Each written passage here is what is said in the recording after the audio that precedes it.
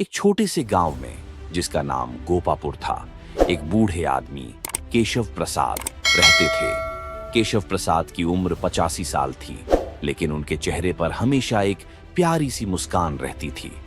गांव वालों के लिए वे एक आदर्श व्यक्ति थे, जिनके जीवन से सभी को सीखने को मिलता था। एक दिन गांव में एक नया व्यक्ति आया, जिसका नाम रवि था। रवि एक शहर का रहने वाला था, जो अपने धन दौलत और समृद्धि के लिए जाना जाता था।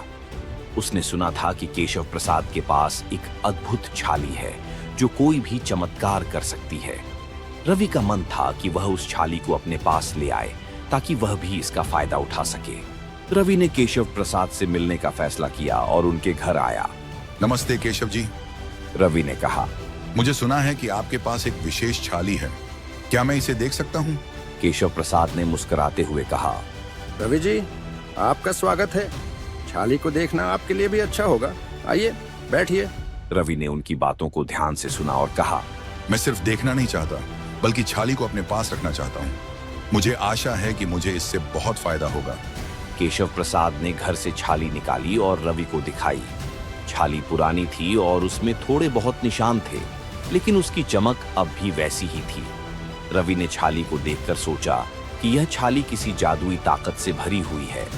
यह छाली बहुत पुरानी है और इसमें किसी प्रकार की जादुई शक्ति नहीं है। केशव प्रसाद ने कहा। यह मेरे जीवन की अनमोल यादों की एक निशानी है। रवि ने कहा, मुझे यकीन है कि इसमें कोई ना कोई शक्ति तो होगी। मैं इसे अपने पास रखकर देखना चाहता हूँ। केशव प्रसाद ने सोच विचार करके कहा, अगर आप सच में इस छाली को अपने पास रखना चाहते हैं तो आपको इसके साथ एक वचन भी लेना होगा। यह वचन है कि आप अपने धन और समृद्धि को सिर्फ अपने फायदे के लिए नहीं, बल्कि समाज के भलाई के लिए भी इस्तेमाल करेंगे। रवि ने खुशी से वचन दिया और केशव प्रसाद ने छाली को उसके हाथ में दे दिया। रवि ने छाली को अपने साथ ले लिया और शहर की ओर रुख किया। शहर आकर्षण से भरा हुआ था और रवि ने अपने धन दौलत से शहर में बड़े बड़े दान और उपकार करना शुरू किया। लेकिन उसने कभी भी केशव प्रसाद के दिए गए वचन की ओर ध्यान नहीं दिया। इस्तेमाल अपने ही सुख और ऐश्वर्य के लिए किया और उसने कभी भी समाज के भलाई के लिए कुछ नहीं किया।